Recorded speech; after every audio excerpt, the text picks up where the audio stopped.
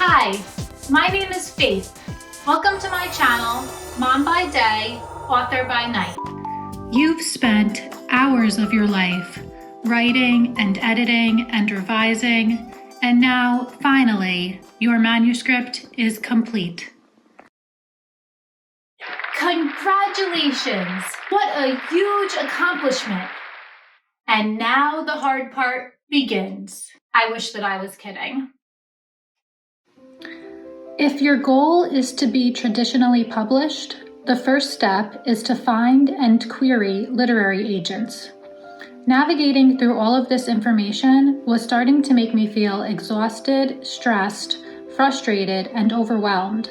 Then I found Querytracker, a website that helps authors find literary agents and record queries and submissions.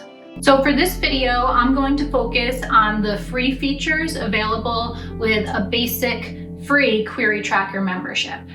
If you're also interested in learning about the features available for the premium membership, which is a paid membership, I have another video about that, so make sure to check that video out too. Let's go onto our computers and log into querytracker.net. First, I'd like to mention that in order to even do a basic search on Querytracker, you do need to create an account. As I said before, a basic membership is free, so once you're logged on as a basic member, then you want to start searching for literary agents. Here right on the home screen, if you want to search for agents, you can click on this big green button right here. Another way to get here is to click on the Agents drop-down menu and to click Search for an Agent. Okay, so now you can search for an agent based on the genre. Let's say you wrote a fantasy novel.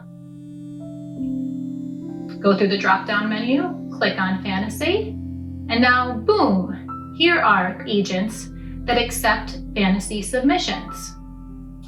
You also have the option of hiding agents who are currently closed to queries. So when I click on that, now we have agents that are open to accepting fantasy submissions. You'll notice that the default right now is that the agents are listed in alphabetical order based on the agency that they are from.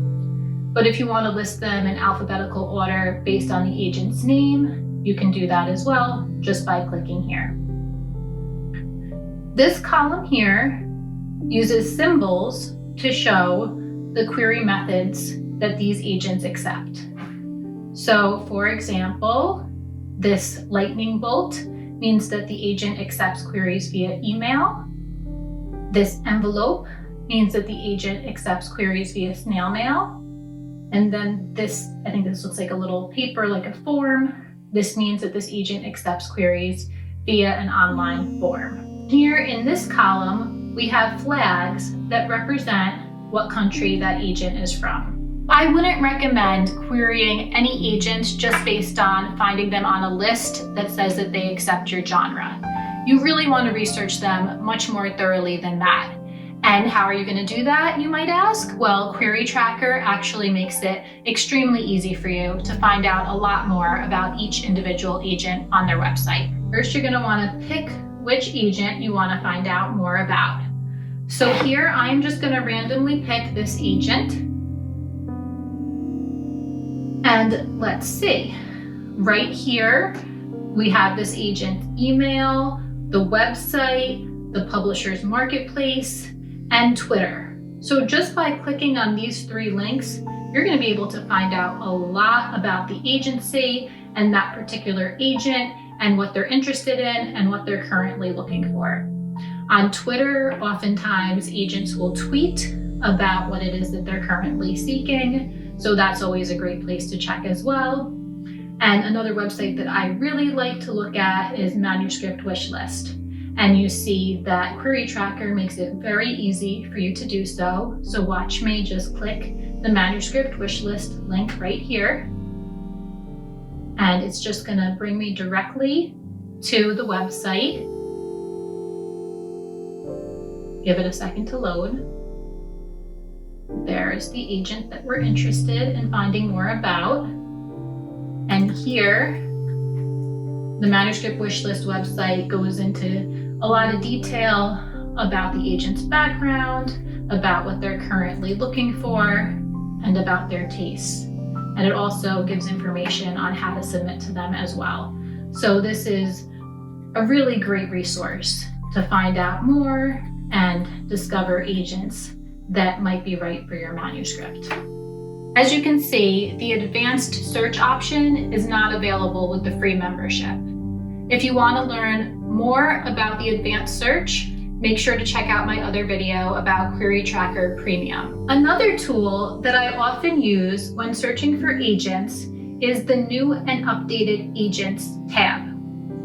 So you see, you go into Agents and then you click New and Updated Agents. When you click here, you see the date that the agent was added. So this is a great resource for finding new agents. New agents are amazing opportunities for writers because new agents are currently building their lists. They have the time to take on more new clients, while more established agents already have pretty full client lists, and therefore may be more selective when taking on new clients. Again, before querying any agents on the new agents list, make sure to click on the agent and to research them thoroughly to make sure that they are a good fit for your manuscript. Now you've researched an agent, you've looked at their manuscript wish list, you've looked at their publisher's marketplace, you've looked at their Twitter, and you're pretty sure that they're a good fit for your manuscript and you're ready to query them. So what's next? First, I would recommend creating a project. This will help you stay organized, particularly if you're querying several manuscripts at the same time.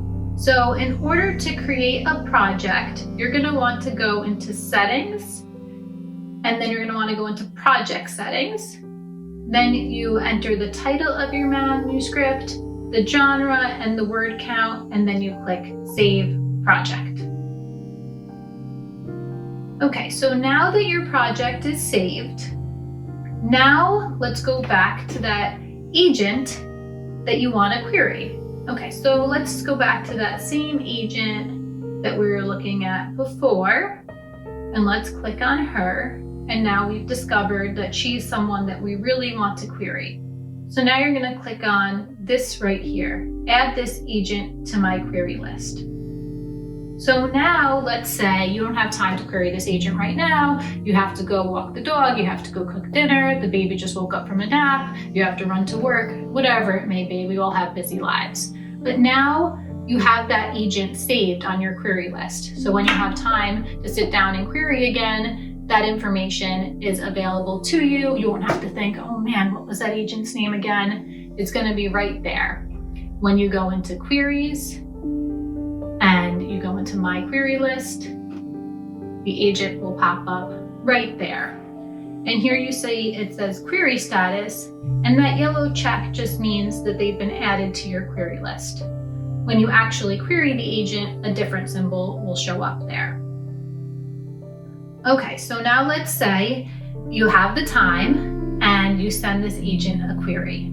So now you want to record that you queried this agent.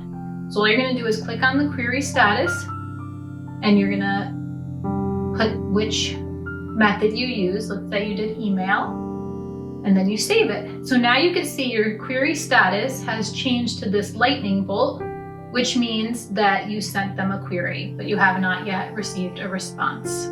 So now let's say you're searching for agents to query again, and this agent comes up in your search. Now you're going to see that in the query status, there's that lightning bolt. So you're going to know that you already queried that agent and not to query them again. So as you can see, this will really help you stay organized.